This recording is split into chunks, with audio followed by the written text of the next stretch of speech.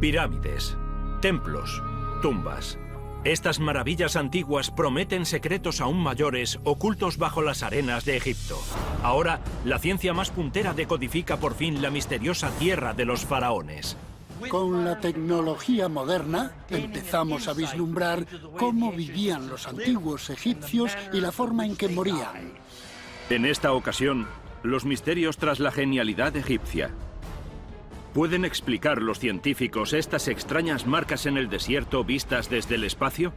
El paisaje es como un páramo postapocalíptico, como si hubiera habido una explosión. ¿Puede revelar un nuevo experimento que los egipcios fueron los primeros cirujanos? ¿Entendieron la medicina cientos de años antes que los griegos? ¿Y puede la tecnología arrojar luz sobre cómo fue descubierta la capital de un faraón en dos lugares distintos? Sin la aparición de una nueva técnica científica, no seríamos capaces de entender esa historia. Pistas desenterradas, indicios perdidos en el pasado reexaminados, objetos valiosos observados a la luz del siglo XXI. Estos son los enigmas de Egipto. Los antiguos egipcios crearon una notable civilización que perduró más de 3000 años. Y a lo largo de la historia de Egipto, esta extraordinaria sociedad rompió las barreras de la medicina, el arte y la ingeniería. Recurrieron a la genialidad para construir las ciudades más increíbles del mundo, y fue la genialidad la que rescató una de esas ciudades del desastre. 1939. El gran arqueólogo Pierre Montet creyó haber encontrado los restos de la enorme capital perdida del faraón, Pi-Ramsés. Se quedó deslumbrado por las estatuas y los obeliscos y las inscripciones.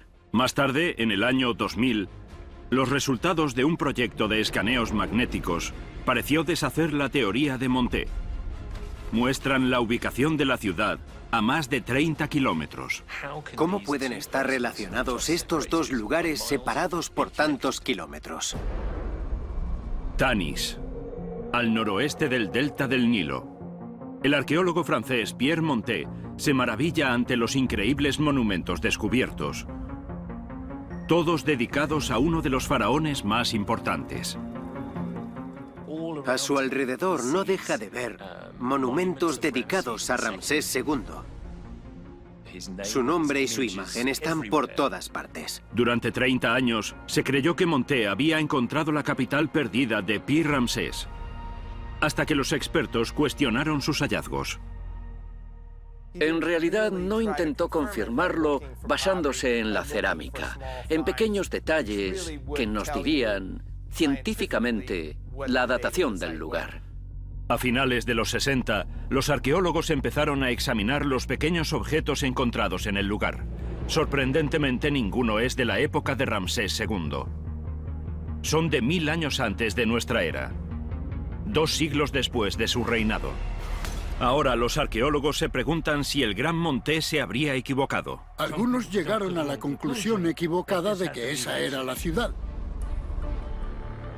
La búsqueda de Pi-Ramsés empieza de nuevo. Para los arqueólogos, la atracción que ejerce esta ciudad perdida es irresistible. Una gran capital, elogiada en la antigua poesía y nombrada en la propia Biblia. Era una ciudad enorme. Se ha sugerido que tendría unos 30 kilómetros cuadrados, como Manhattan o más. Es una enorme y floreciente metrópolis. Templos, palacios, obeliscos, estatuas colosales. Era un monumento al poder y a la autoridad de Ramsés II. Los egiptólogos vuelven a examinar las pruebas. Montet tenía solo una pista de la localización de Pi-Ramsés, un antiguo himno dedicado a la gran capital. Solo nos dice que está en el brazo más oriental del Nilo, en el delta del Nilo, pero no nos da su ubicación exacta. El Nilo desemboca en el Mediterráneo al norte de Egipto. Aquí el delta del río se divide en muchos brazos. Los geólogos saben que muchos de ellos se han secado y cambiado de posición con el tiempo. Cuando buscamos la localización de Pi-Ramsés, tenemos que fijarnos no solo en los brazos del río que existen ahora, sino en los brazos que es posible que hayan existido en el pasado y que ahora están secos. Monté buscó a lo largo de una extensión del Nilo conocida como Brazo Tanítico. Creía que este era el más oriental del delta descrito en el antiguo himno. Pero 30 años más tarde, unos geólogos estudiaron mapas del contorno. Buscaron entre las cordilleras y los valles pruebas de antiguos brazos.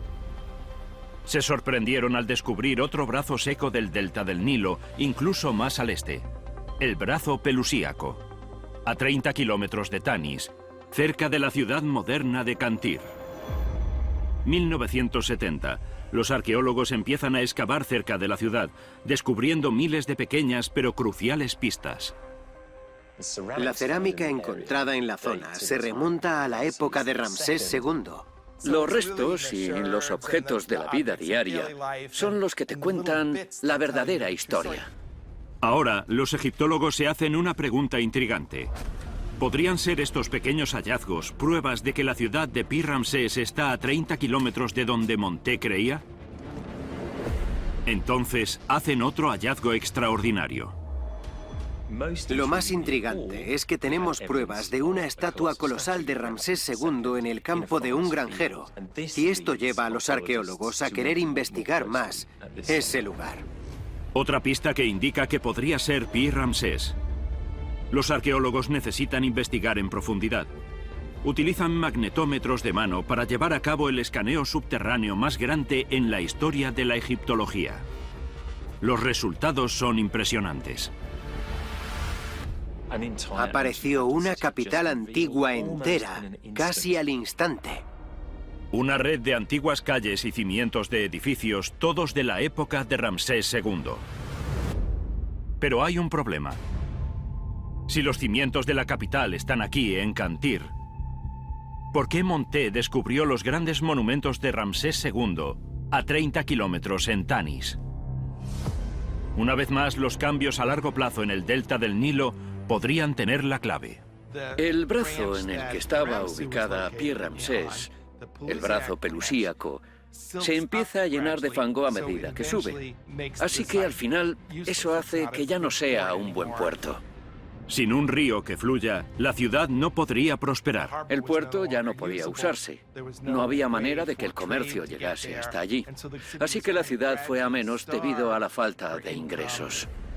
150 años después de que se construyese Pi-Ramsés, los egiptólogos creen que su fortuna empezó a sufrir cuando el brazo pelusíaco del Nilo se secó. Ahora los expertos proponen otra teoría, que los egipcios movieron los edificios y las estatuas a 30 kilómetros al oeste hasta Tanis, la antigua ciudad que descubrió Monté. Parece una tarea imposible, pero los expertos saben que los egipcios ya lo habían hecho antes. Por supuesto, estaban muy acostumbrados a esto. Los colosos de Memnón de Amenhotep III se trasladaron desde las canteras de El Cairo hasta Luxor. Pesaban 800 toneladas y son 643 kilómetros. No es raro que los egiptólogos encuentren monumentos de un periodo anterior en un contexto más reciente. Los egipcios reciclaban mucho. Pero es un proyecto de reciclaje a una escala inimaginable. Algunos de los obeliscos pesaban 1000 toneladas. Tuvo que estar implicada una parte muy importante de la población. Habría sido el gran evento de la época en Egipto. No sabemos cuánto tiempo tardaron. Seguramente irían seleccionando los monumentos de la ciudad. Es una tarea formidable, una tarea extraordinaria, mover todas esas piedras a tanta distancia. Es un esfuerzo casi sobrehumano por parte de los antiguos egipcios, pero de hecho les ahorraría tiempo y esfuerzo. La alternativa habría sido construirlos desde cero, y eso implicaría volver a sacar la piedra de las canteras y trasladarla desde allí, que estaban a mucha más distancia de la que separa a Tanis de Pi-Ramsés. Era mucho más barato tratar de modernizar monumentos antiguos. En Pi Ramsés, es probable que se necesitasen miles de hombres para mover estos grandes monumentos hasta Tanis y volver a colocarlos. Es la gran revivificación de una ciudad que vuelve a florecer, aunque en un lugar diferente. Este asombroso logro implica que 5000 años después, no era Pi Ramsés lo que descubrió Monté, sino una nueva ciudad construida con piedra de otro lugar, transportada desde la gran capital. El descubrimiento de Monté fue en realidad la prueba de cómo los egipcios llevaron a cabo una de las mayores hazañas de la ingeniería del mundo antiguo.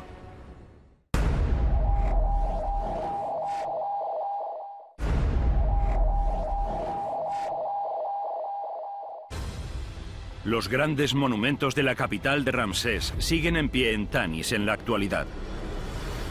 Símbolos de la genialidad de la ingeniería egipcia. Tesoros como estos fueron exhibidos con orgullo para que todos los vieran. Pero muchas maravillas desconocidas aún se encuentran bajo la arena. Y no las buscan solamente los arqueólogos. Recientes imágenes de satélite de Egipto revelan un extraño e inexplicable fenómeno. Agujeros gigantes en el suelo, cerca de algunos de los lugares arqueológicos más importantes. Y lo que da más miedo es que el número de agujeros está aumentando. Los científicos investigan rápidamente. ¿Pero qué son? Los satélites ofrecen la herramienta más moderna en la búsqueda de pistas del pasado antiguo. Pero estas imágenes tomadas desde el espacio en 2012 han desconcertado a los expertos. Los paisajes cercanos a estos lugares son como cicatrices, como páramos postapocalípticos, como si hubiera habido una explosión. Muchos de esos lugares acaban pareciendo un queso suizo. Mientras buscan una explicación para estos profundos cráteres cerca de valiosos lugares, una nueva e inusual pista sale a la luz. No en Egipto, sino a más de 600 kilómetros, en Jerusalén, Israel. Las autoridades israelíes encontraron 2 sarcófagos egipcios en una tienda de antigüedades de Jerusalén. Para los expertos no es habitual ver tesoros como estos a la venta fuera de Egipto.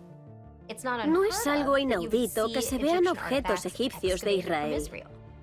Sin embargo, un sarcófago grande no es algo común en Israel. Los 2 objetos habían sido tratados con poco cuidado. Ambos habían sufrido daños irreparables. Los investigadores creen que estos tesoros han sido saqueados para ser vendidos de forma ilícita. El vendedor puede decir que es auténtico, pero puede que no sea legal. ¿Podrían ser los agujeros del desierto una prueba de que hay criminales excavando en busca de piezas de la antigüedad? Las riquezas del antiguo Egipto siempre se han visto amenazadas por los ladrones. Es una práctica muy antigua. En lo que respecta al crimen, se podría decir que es la segunda profesión más antigua. Uno de los saqueadores de tumbas más famosos fue un italiano que actuaba a principios del siglo XIX. Hubo un hombre, un italiano, Giovanni Belzoni, que era un maestro saqueador de tumbas. Belzoni tenía una serie de habilidades inusuales que lo hacían perfecto para el trabajo. Lo entrenaron en un circo y además era un buen ingeniero, autodidacta. Y fue contratado por varios hombres ricos de Europa para que les consiguiera cosas. Belzoni se ganó su reputación al robar algunos de los objetos más impresionantes de Egipto, con una desfachatez sin parangón. Belzoni se hizo famoso inicialmente por retirar el busto de Ramsés II del Ramesseum y mandarlo por el Nilo hasta el Cairo, para posteriormente enviarlo a Inglaterra. Robando tesoros de valor incalculable, y destrozando otros en el proceso, Belzoni dejó descaradamente su tarjeta de visita en los escenarios de sus crímenes. A Belzoni no le importaba que su nombre se conociera en todas partes. Y si fueras de viaje hoy a Egipto y subieras a la cámara funeraria del rey Kefren en una de las grandes pirámides de Giza, verías el nombre de Belzoni con letras en gran tamaño por las paredes. La historia de Belzoni es la prueba de los extremos a los que llegan los saqueadores para robar objetos egipcios. Ahora los expertos examinan las imágenes de satélite en busca de pruebas de saqueadores actuales. Cuando se utilizan las imágenes de satélite, a veces, si las comparan con imágenes de hace 10 años, se ven agujeros en el suelo que antes no estaban. Agrupados en torno a lugares clave, estos agujeros, al verlos de cerca, resultan ser agujeros profundos y verticales. Túneles excavados por ladrones modernos en busca de tesoros. Es una carrera contrarreloj entre los arqueólogos que tratan de llevar un registro apropiado excavando y los saqueadores de tumbas que roban cosas a un ritmo astronómico, como nunca habíamos visto en Egipto.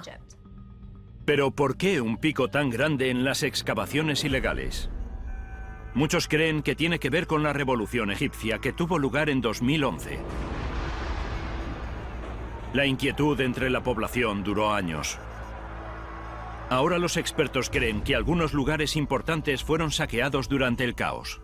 En ocasiones, esos saqueos pueden ser realizados por un par de personas que excavan un agujero aquí o allá, y en otros casos esos saqueos son sistemáticos. Cuando van y se llevan todos los objetos valiosos, destruyen esos lugares y causan daños irreparables a la arqueología. Ves gente que llega con excavadoras, con bulldozers, y borran del mapa partes de un lugar arqueológico para buscar a toda prisa materiales antiguos que vender. Entre 2011 y 2013, los investigadores registraron una media de 38.000 saqueos anuales de los valiosos lugares arqueológicos de Egipto. Los objetos han sido robados a una escala industrial para abastecer a un mercado global. La gente que compra esto suele ser de los países más ricos. O sea, países occidentales como los Estados Unidos, Reino Unido, Francia, Alemania.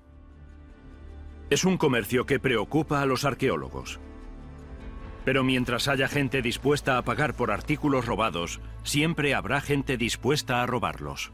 Los peores saqueadores de tumbas son los que compran los artículos. Cuando esa demanda desaparezca, ya no habrá saqueos.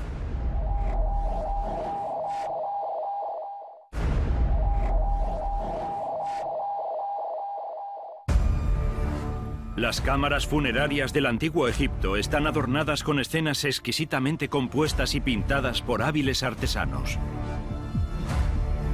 Estos artistas también eran químicos expertos que experimentaban para crear colores extraordinarios.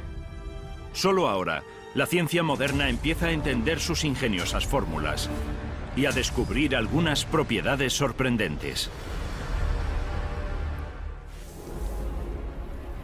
Producido para crear un color precioso hace 4.600 años, el primer pigmento artificial del mundo, el azul egipcio.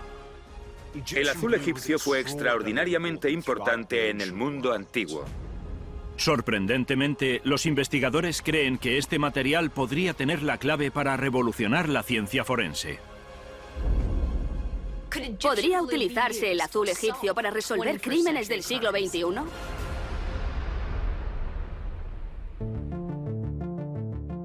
Para los antiguos egipcios, el azul era un color sagrado. Tiene connotaciones como el color de la fertilidad, de la creación, de todo lo relacionado con el cielo que veían sobre ellos. Querían incorporar este apreciado color en su arte, pero había un problema. El azul no estaba de forma natural, no aparecen muchas sustancias.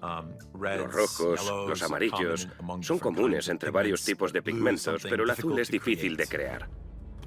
En el año 2600 antes de nuestra era, para conseguirlo, los antiguos egipcios se embarcaron en un experimento químico y consiguieron un avance.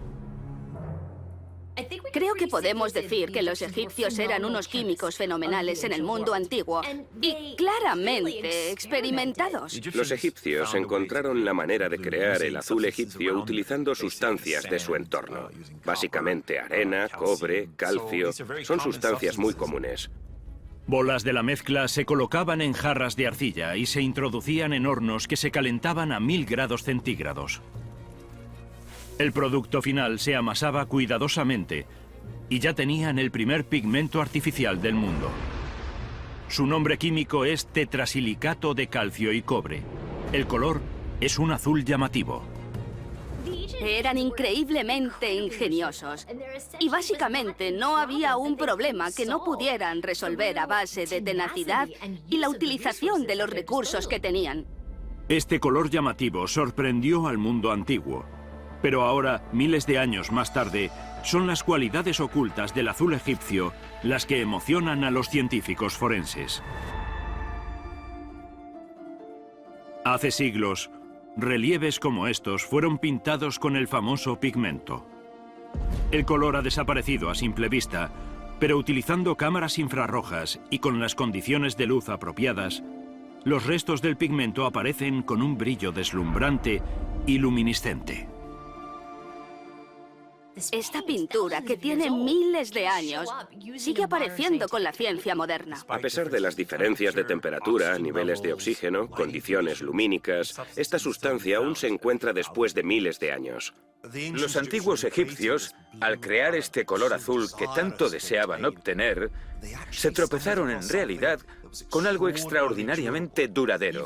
Aunque no esté ahí a simple vista, varios milenios más tarde, aún es detectable. 2016.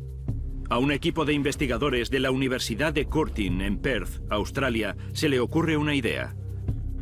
¿Podrían las cualidades de luminiscencia y durabilidad del azul egipcio ser la clave para resolver un problema de hace años en el campo forense de las huellas dactilares? Podría ser un punto de inflexión en la ciencia forense. Cuando los equipos forenses llegan a una escena del crimen, empolvan las superficies con un polvo revelador que se adhiere a las huellas dactilares. Los polvos tradicionales para revelar huellas se hacen, por ejemplo, con resina de plantas u hollín. Pero quienes procesan escenas del crimen se encuentran con un desafío. En ciertas superficies problemáticas, los polvos tradicionales no funcionan. Con la tecnología moderna, de los billetes de polímero o las superficies con múltiples patrones, es muy difícil poder obtener huellas dactilares. Les intrigó el azul egipcio, porque podría tener una aplicación como polvo revelador de huellas dactilares. E incluso en una superficie estampada, utilizar el azul egipcio podría conseguir que las huellas destacasen más que con las técnicas tradicionales. Los investigadores de la Universidad de Curtin creen que el poder oculto del azul egipcio, la brillante luminiscencia y la habilidad para adherirse a una superficie tanto tiempo, podría ser la respuesta que busca la ciencia forense. Siguiendo la antigua receta en el laboratorio, mezclan el compuesto del azul egipcio y después lo muelen hasta obtener micropartículas. Aplican el pigmento a las huellas de un billete de polímero, una superficie en la que los polvos tradicionales pueden fallar. Las superficies se iluminan con una luz blanca y se fotografían con una cámara especial que puede detectar rayos infrarrojos. Las imágenes son asombrosas. Aunque es una superficie que de otra manera no preservaría una huella dactilar, esta sustancia en particular dejó algunos residuos. Los investigadores comparan los métodos de prueba en latas de refresco. Primero utilizando los polvos tradicionales y después el azul egipcio. Se aprecia una mejora importante. Aplican el pigmento azul a otras superficies problemáticas como azulejos estampados y cristal.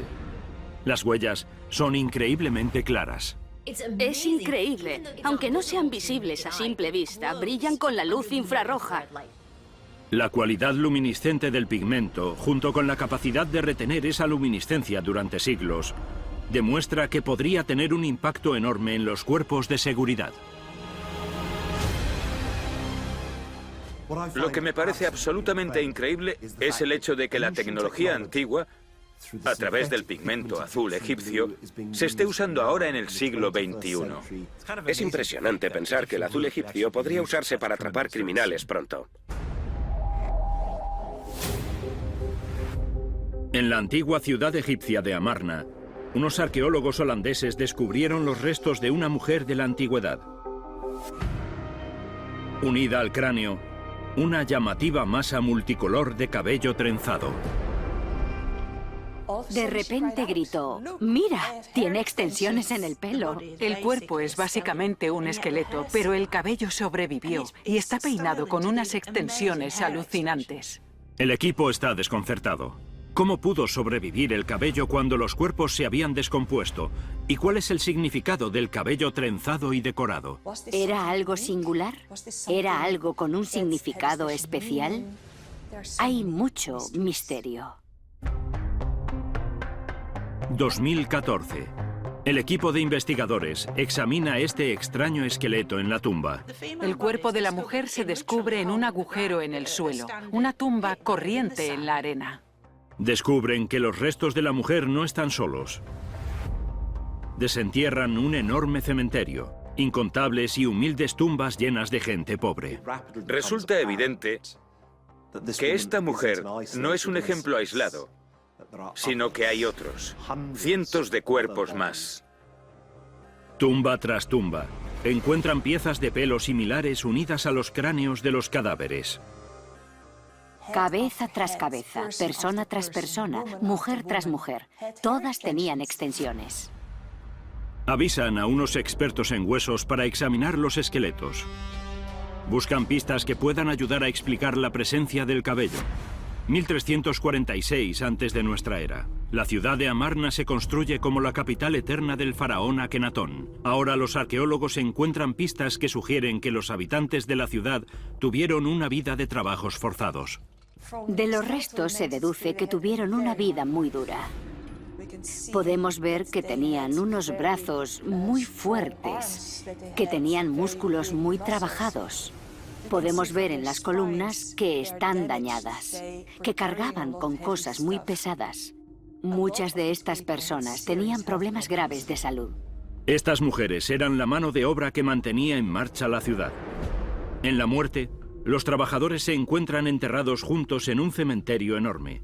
Se descubren envueltos en telas y tumbados en el suelo. Son solo agujeros excavados en la arena, tumbas sencillas en las que se enterraba a las personas corrientes. Los cuerpos no están momificados, una práctica restringida a la élite. La carne se ha descompuesto, dejando solo el hueso. Sin embargo, el cabello está perfectamente. Se traslada a un laboratorio especial de El Cairo. Los investigadores quieren descubrir por qué se ha congelado en el tiempo. Las pruebas revelan que el cabello ha sido tratado con grasas animales. Si vives en un clima tan seco, querrías algún tipo de aceite en el pelo. Y la grasa también era su manera de perfumarse. Así que todo lo que olía bien, flores prensadas o resinas, se disolvían en grasa. Lo cual ha preservado el cabello casi perfectamente durante 3.500 años. El análisis de las grasas revela que provienen de vacas y cabras. Parecen haber sido transformadas en un gel que luego se aplicó al cabello. Cuidaban su cabello con productos de estilista, lo que le aporta una capa extra de protección al cabello. Y de esa manera puede sobrevivir miles de años. Los técnicos del laboratorio también hacen otro descubrimiento. El cabello utilizado para hacer las trenzas parece provenir de múltiples fuentes. Los arqueólogos siguen encontrando más personas en Amarna con extensiones de cabello hechas no solo con el suyo, sino con otros de diferentes colores y texturas. Utilizaban extensiones de pelo humano, así que es probable que chicas jóvenes pudiesen donar su pelo, o a lo mejor venderlo. Examinando las trenzas, los expertos ven que han sido colocadas con mucho esmero. Concluyen que habría sido algo demasiado complejo como para hacerlo en las fases finales de la vida de una mujer. En su lugar, creen que el proceso tuvo lugar después de la muerte, en preparación para el funeral. No podían permitirse ser momificadas, pero podían permitirse algunas medidas para permanecer en el más allá. Los investigadores quieren comprender el significado de las extensiones de las mujeres pobres. Buscan respuestas en los complejos rituales funerarios egipcios. Sabemos que la gente acomodada era enterrada en espléndidas tumbas hechas de piedra. Están excavadas en la roca, están bellamente decoradas. Mientras que el resto de la población, la gente obrera, se entierra en un agujero en el suelo. Los faraones llenan sus tumbas de tronos de oro y joyería, perfumes y vinos. Quieren preservar sus riquezas y llevárselas consigo al más allá. Lo único que estas pobres mujeres obreras pueden llevarse al otro mundo son estas elaboradas extensiones de cabello. Ahora los académicos tienen una teoría para explicar por qué estas extensiones artificiales eran tan importantes en el más allá. Tiene que ver con la diosa Hathor, que personificaba la belleza y el renacimiento. En el más allá, se creía que ella ayudaría a los muertos a renacer. Hathor era la diosa de la femineidad, pero también tenía su papel como diosa de los muertos. Es significativo que fuese recordada en la antigua mitología egipcia por su distintivo y precioso cabello. La diosa Hathor, una figura maternal a la que llamaban la del cabello precioso. La señora del cielo, si te veía como uno de los suyos, tendrías una gloriosa vida en el más allá. Las mujeres de Amarna podrían haber usado su único recurso para atraer la atención de su diosa. Es posible que esas mujeres utilizasen las extensiones de cabello para verse relacionadas con ella en su transformación en el otro mundo. Ahora los egiptólogos creen que las mujeres de Amarna pasaban por este sencillo ritual de belleza post-mortem para estar lo más bellas posible para su vida eterna en el más allá. El cabello y la belleza eran muy importantes para los antiguos egipcios. Tener la mejor apariencia lo era todo. La gente quería estar guapa. Hacían lo posible por estarlo, en la vida y en la muerte.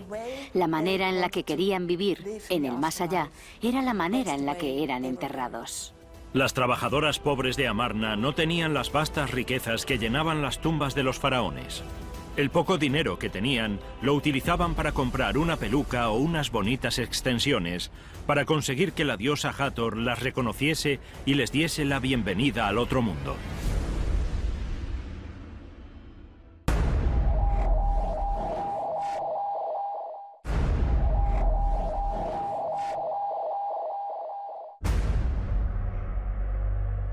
Las extensiones de cabello de las mujeres enterradas en Amarna demuestran la naturaleza habilidosa y la genialidad egipcia. Sabemos tanto de sus logros porque estaban decididos a registrarlos. Por eso crearon los jeroglíficos, uno de los primeros lenguajes escritos del planeta. 2017. La superficie de una roca a 80 kilómetros al sur de Luxor. Los arqueólogos se sorprenden al descubrir una colección de jeroglíficos gigantes, cada uno de 60 centímetros de altura. ¿Por qué eran tan grandes? Es como una valla publicitaria de la antigüedad. Estos únicos y misteriosos signos son de los más antiguos encontrados. Con más de 5.000 años de antigüedad, anteceden a las pirámides y a la Esfinge. Es casi lo último que esperábamos encontrar.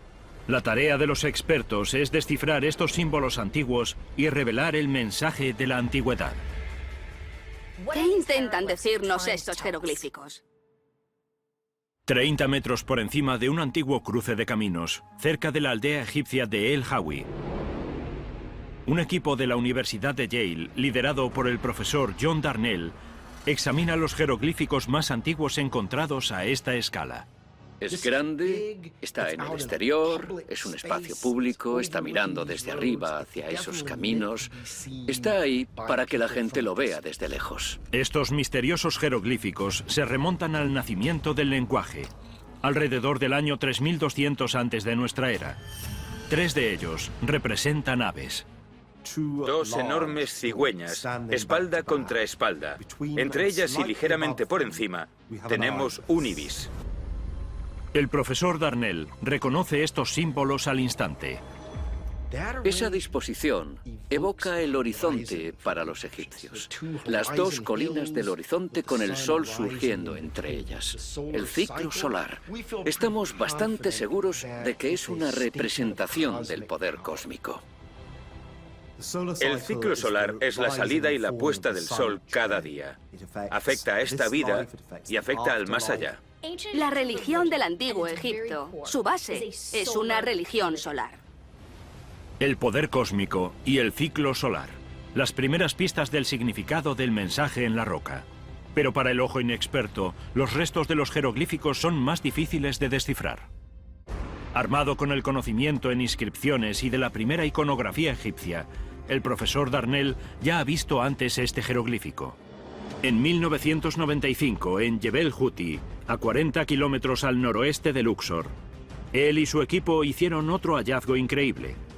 Mientras investigaban unos arañazos en las rocas, que también se remontan a más de 5.000 años.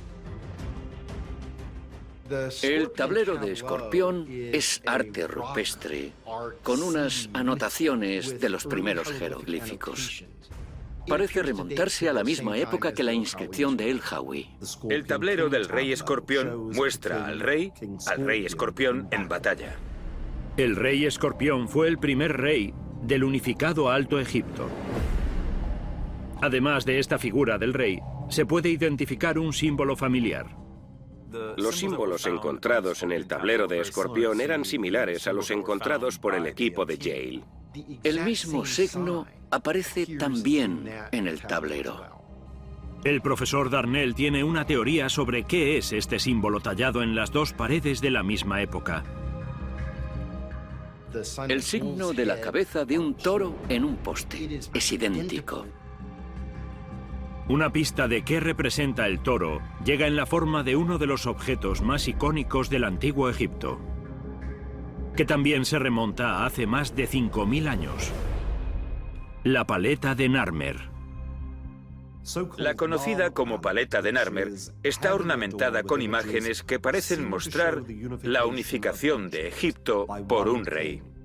La paleta de Narmer está representada por un toro rabioso que pisotea a un enemigo y tira las paredes de una fortaleza enemiga. Representa una especie de autoridad de la realeza apropiándose de la tierra.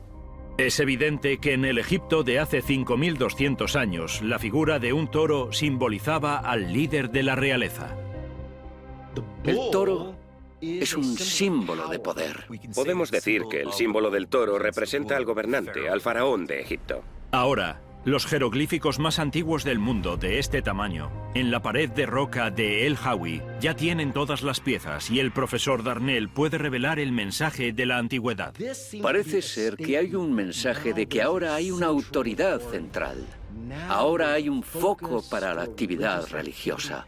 Ahora hay un representante de esos poderes cósmicos en la Tierra.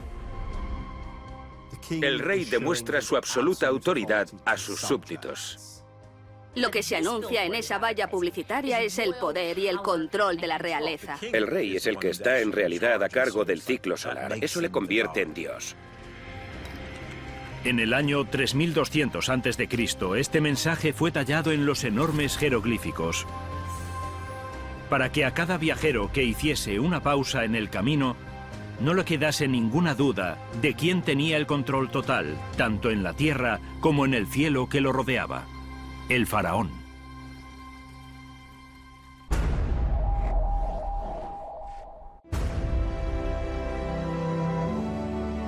Una vez descifrado el código del jeroglífico, todos los aspectos de la cultura egipcia se iluminaron. Quedó al descubierto una sociedad increíblemente avanzada, y fue en el campo de la medicina en el que consiguieron quizás su mayor avance. El descubrimiento de una momia con un dedo del pie de madera emocionó a los arqueólogos. ¿Es una forma antigua de prótesis? ¿Entienden la medicina y la cirugía cientos de años antes que los griegos? ¿O forma parte de una extraña práctica funeraria? ¿Es algo hecho para que llevara en su vida diaria o simplemente algo que le permitiese a la momia estar completa en el otro mundo? Tenemos que diferenciar la magia de la medicina.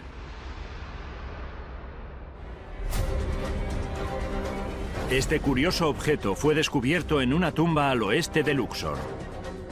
El dedo de madera se encontró unido al pie de una momia femenina y tiene casi 3000 años. Encontraron la momia de esa mujer con un dedo hecho de cuero y de madera, que estaba envuelto y sujeto a su pie. Muchos creen que esta reliquia es un símbolo religioso añadido durante el proceso de momificación, para reemplazar el dedo perdido. Se podría dar por hecho que se habría colocado para completar el cuerpo para el más allá, para poder utilizar ese miembro. Los investigadores del Instituto de Egiptología Biomédica de la Universidad de Manchester no están convencidos. En 2011, estudiando las evidencias del desgaste por uso del dedo, creyeron que podría ser en realidad una prótesis funcional, que habría llevado en vida. Un grupo de investigadores de la Universidad de Manchester decidieron analizarlo. Encontraron 2 voluntarios. Estos voluntarios habían perdido el dedo pulgar del pie. Los técnicos construyeron una réplica del dedo de madera de la momia y se lo colocaron a los voluntarios. Iniciaron una serie de pruebas para registrar sus movimientos. Si el dedo era un éxito, sería la prótesis funcional más antigua jamás descubierta. ¿Demostrarán los resultados del experimento que los conocimientos médicos egipcios estaban muy por delante del resto del mundo antiguo? ¿Podría el descubrimiento del dedo de una momia señalar la dirección correcta? Los egiptólogos también examinan papiros médicos antiguos que aparecieron a mediados del siglo XIX, cuando el mercado negro estaba en auge. Algunos de esos documentos apuntaban que los médicos egipcios poseían unos conocimientos médicos mucho más avanzados de lo que nunca imaginamos. Los detalles de los papiros muestran que los antiguos egipcios tenían un profundo entendimiento del cuerpo humano. Demuestran que los egipcios entendían cosas como que el corazón bombea fluidos por el cuerpo, entendían la anatomía, entendían ciertos órganos, entendían el cuerpo humano seguramente mejor que cualquier otra civilización antigua. Un documento conocido como el papiro Edwin Smith revela un avanzado conocimiento médico de los egipcios. Básicamente, es un manual para víctimas de traumatismos. Muestra que los egipcios utilizaban técnicas similares a las de los médicos modernos para tratar traumatismos.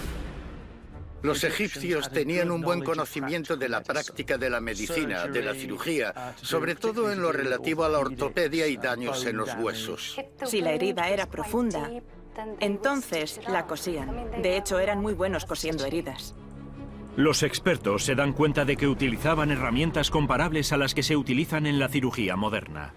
Si vas a una tumba o a un templo y ves herramientas de un equipo médico, en muchos casos son las mismas que utilizamos hoy. Los egipcios estaban a la cabeza en lo relativo a entender cómo funciona el cuerpo humano. De vuelta en la Universidad de Manchester, los egiptólogos quieren poner estas habilidades médicas documentadas a prueba. Se les pide a los voluntarios que caminen 10 metros, llevando unas sandalias de estilo egipcio antiguo, primero con la réplica de la prótesis y después sin ella. Los resultados son sorprendentes. Ayudó a que los 2 voluntarios se equilibrasen, así que podría haberse utilizado. La réplica del dedo artificial hizo que a los voluntarios les fuese más fácil caminar con sandalias de estilo egipcio. Ese dedo es en realidad una prótesis funcional. Fue fascinante. Nos quedamos alucinados. El dedo pudo efectivamente funcionar como prótesis mientras vivían. Los expertos creen que el dedo artificial fue utilizado en la vida diaria para ayudarle a caminar. Además, el tamaño fue reajustado a medida que ella se fue haciendo mayor. Estaba ahí para ayudarle con el equilibrio, para devolverle sus funciones. Lo que esto nos dice es que la medicina del antiguo Egipto era mucho más avanzada de lo que nunca imaginamos. Tecnológica, científica y médicamente, los antiguos egipcios estaban muy avanzados, y esta es la prótesis funcional más antigua jamás encontrada. Este increíble objeto y las pistas de los antiguos papiros revolucionan por completo nuestras suposiciones sobre la medicina en la antigüedad. Pensamos en civilizaciones antiguas y tendemos a pensar que estaban muy atrasadas. No, los egipcios eran una de las civilizaciones más avanzadas en cuanto a medicina. Hace 2500 años, superando por mucho a sus contemporáneos, los egipcios establecieron las bases de lo que más tarde se convertiría en la medicina moderna.